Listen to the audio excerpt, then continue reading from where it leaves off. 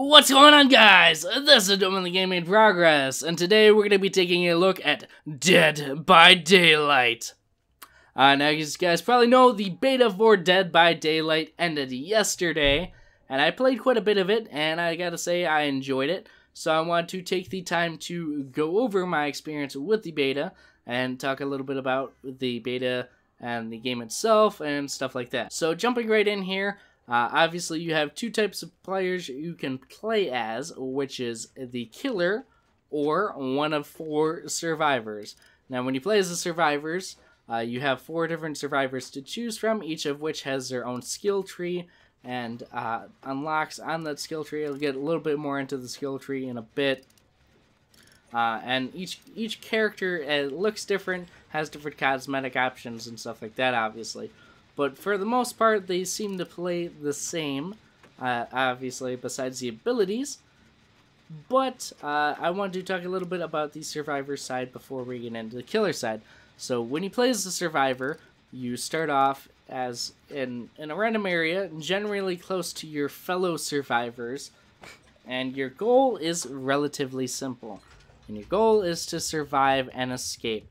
And you do that by wandering around the Macmillan Estate, which is where the game takes place in several different locations of this obviously massive estate.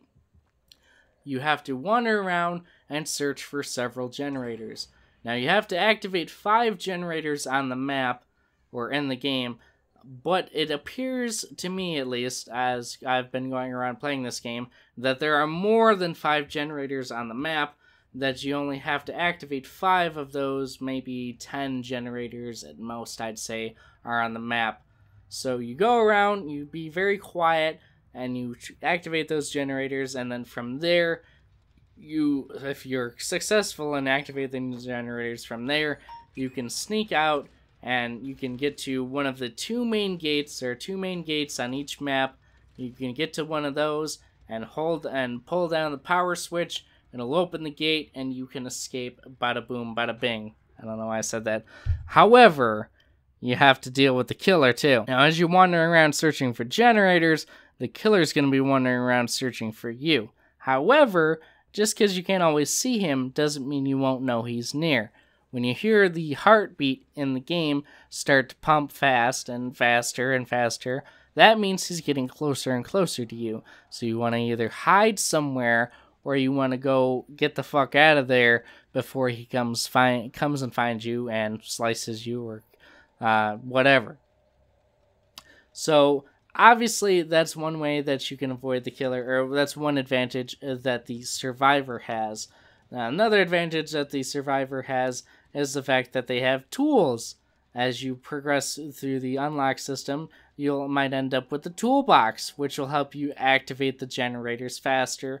Or you might end up with one of the other items I saw was a med kit, which will help you heal yourself or heal other players faster when they are injured.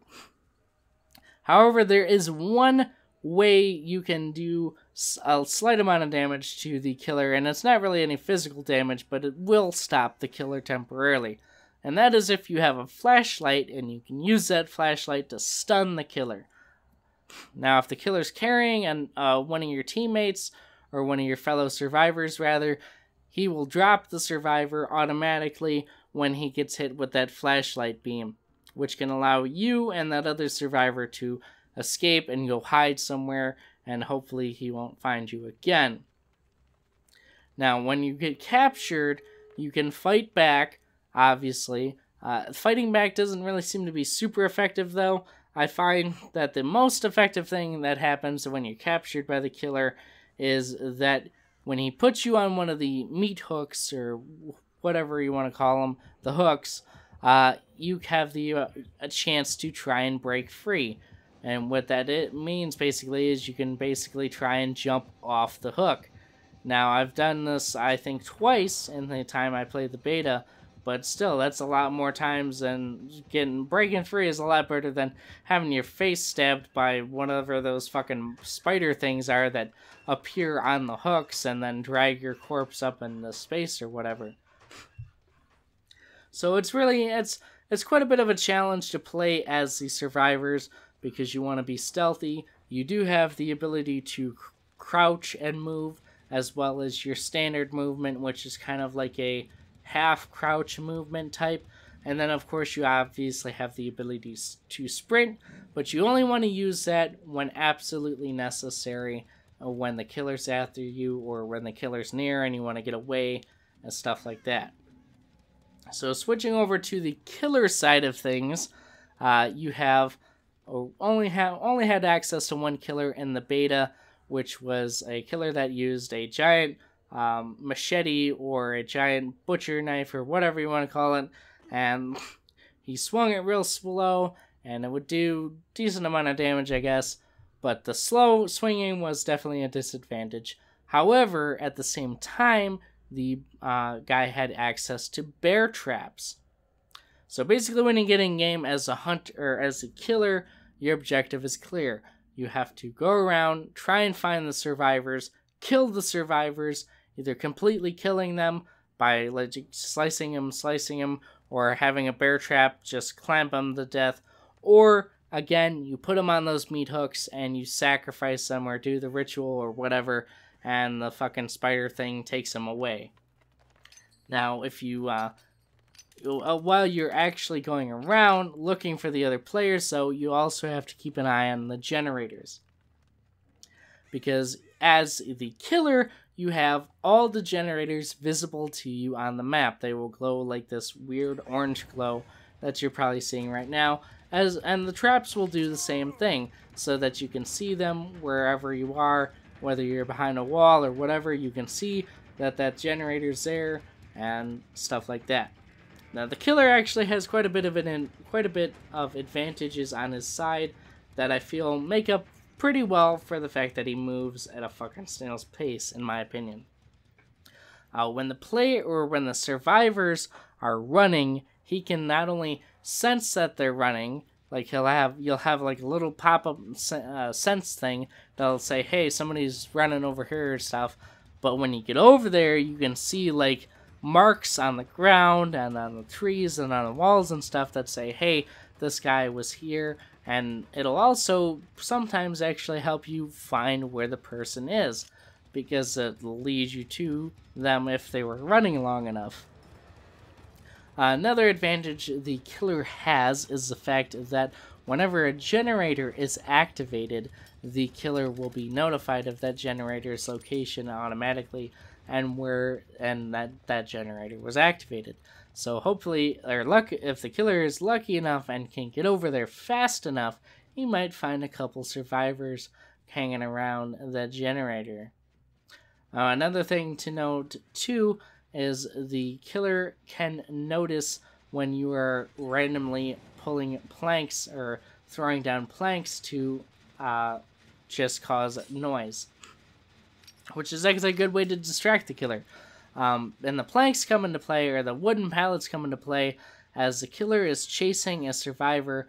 The survivor can weave through certain areas and push down these wooden pallets into the killer's way, at which point the killer either has to take the time to move or to destroy the pallet, or go around and try and attack the player or the survivor from a different angle. So really, to play as the killer and the survivor both require a lot of thinking. The survivors require a lot of teamwork, especially given the fact that when you play as the survivors, you can group repair a generator, which will cut down on how long it takes to repair the generator. Then again, though, the killer could come up and slice you all at once. So really, it's a lot of trade-off. It's a lot of give and take in this game, and it requires a lot of skill and a lot of thinking. And as a killer, you have to kind of anticipate the direction the other players are going, especially with your slow movement and the fact that wooden pallets can be thrown in your way, or players can jump through windows, and that's an obstacle that takes you a slow amount of time to get, or a long amount of time to get past, because you slowly jump into the window. You climb into the window. You don't jump into the window like the other players do. So really, it's a lot of give and take. It requires a lot of strategy, and in my opinion, it's a lot better than Evolve, given the fact that in Evolve, you're a monster, but you have this weakness. Like these monster hunters can come just kill you, even when whether you're a weak monster or whether you're this big bad fully evolved monster. And that doesn't in this game. In this game, it's just you're this crazy serial killer that nobody has any weapons, so they can't do shit to you, but you can fuck them up, but they can outrun you because obviously they're a lot faster than you. Now I want to take the time to go over the way the whole skill tree thing works. Basically what it does is every time you complete complete a match, you get this blood points or whatever. And basically what those are is they're basically skill points, and you use them to go through the skill tree and unlock different skills. Now some of these unlocks that you get on the skill tree, such as perks, are permanent, and the nice thing about perks too is as you unlock more and more of them, as you level up your character, you can actually unlock additional perk slots so you can have more than one perk. However, not everything you unlock from this skill tree, if you will, is a permanent unlock. Some of them are one-time use, like the tool chests, like the flashlights, like the maps and stuff like that. Those are all items that the survivors have in place of the power that the killer has. See, the survivors rely on items and use those items and use of those items effectively, while the killer has an unlimited power, which is basically like a power weapon, if you will, where whether it's the bear claw or whether it's the bear traps that the killer in the beta had or something else that the other killers will have, that power is permanent, but in the case of the bear traps, you have to continuously pick up bear traps. Now, each of these power or item slots has, and next to them, add-on slots.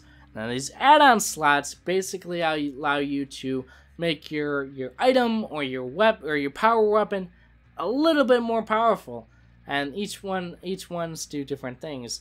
Take for example with the bear traps, you can get add-ons for your bear traps that allow you to carry an extra trap, or allow your trap to do extra damage, or will allow or make your trap harder for players to break out of and stuff like that.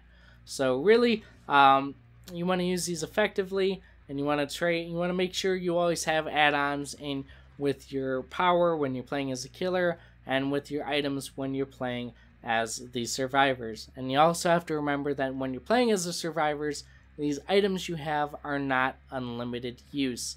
You use it, you can lose it, and that's that. Another thing to keep in mind is you have the offerings, which are also unlocked through this skill system, if you will. And offerings are kind of like burn cards from Titanfall. When you get one, you can choose. When you get them, you can choose which one you want to slot in your offering slot, and then when the game starts, your offering and any other offerings will be activated, and they will do various things. Some of the offerings I've seen will give you a full moon, which will make it much easier for the killer to see you, or for you to see the survivors if you're the killer. Some of the other ones I've seen will actually give you extra blood money, so that you'll actually gain even more to do more upgrades with in your skill tree with after you finish the match. Another one I've seen will actually add a layer of fog to the map, making it harder for a player or for a survivor and killer alike to see what they're doing and where they're going. Now that can, again, because it hinders both their sights, it can be advantageous to either or neither. So that pretty much covers it, I believe. Every time you complete everything in the skill tree, or you buy everything in the skill tree, you unlock a new level of it, which levels up your character, so on and so forth, and you continue to unlock perks and add-ons and offerings and stuff like that. So that pretty much does it in that sense. The only thing I can think to go over is the maps. The maps seem to be very well designed, having stuff scattered far apart and close together when you need it, stuff like that. Another thing to note for the survivors, though, is you can actually find chests that will have items in it that you can use. Some of the same items that you will get in your skill tree as a survivor, you can also find on the map, which is actually really beneficial if you run out of your skill tree items. So keep that in mind when you're playing the game, and you obviously want to keep your eyes open and keep your head down if you're a survivor, because the killers will come for you. So that's really all I have to say about this beta. It was a lot of fun to play. Hopefully you guys have found this video informative. I think I've covered pretty much everything there is to know at this time. One thing I'm curious to know in the full game, though, is if they're going to add any sort of story element to it, where there'll be any introductory cutscenes or anything like that. I think that would be a really cool thing to do. Will they add any cosmetics that play homage to the real or the actual horror slasher characters that are all-time classics, like Freddy, Jason, Texas Chainsaw Massacre, Scream, stuff like that? Would be interesting to know if they add any masks, or to see if they add any masks or any other cosmetic items and stuff that play homage to those. Other than that, I think that pretty much wraps things up here. I would definitely say check out the footage in this video. Be sure to look it over and let me know what you guys think about what you're seeing here. Does it look like a game that interests you? Do you look at this game and go, the graphics don't look great, and they're not top of the line graphics, but they do look good in my opinion for being an indie game, which is what I believe this to be. And in this sort of game, the graphics aren't the most important thing. The most important thing is that suspense element. And that suspense element is definitely there in the game, and it definitely plays a very important part in the game. Also, let me know if you guys think that anything in here needs to be tweaked, if there's anything that you guys think needs to be nerfed or unnerfed or whatever. I love looking into and reading your guys' opinions on stuff like this in games and stuff. It's always very interesting and very informative, and you guys always seem to know a little bit more about it than I do, which is always cool, because it allows me to learn something as well, which I always love to do. So that being said, hopefully you guys have enjoyed this video. If you guys did, please be sure to give it a thumbs up. If you guys didn't, give it a thumbs down. Let me know why in the comment section down below. If you guys happen to be new here, don't forget to subscribe. And if you guys... Sorry about that. If you guys want to see more of this game, let me know also in the comment section below. Let me know if you want to see myself, Ochre, and Aries play this game. That being said, I hope you guys have enjoyed this video. And once again, this has been Devon with Gaming in Progress. And I will see you guys in the next video.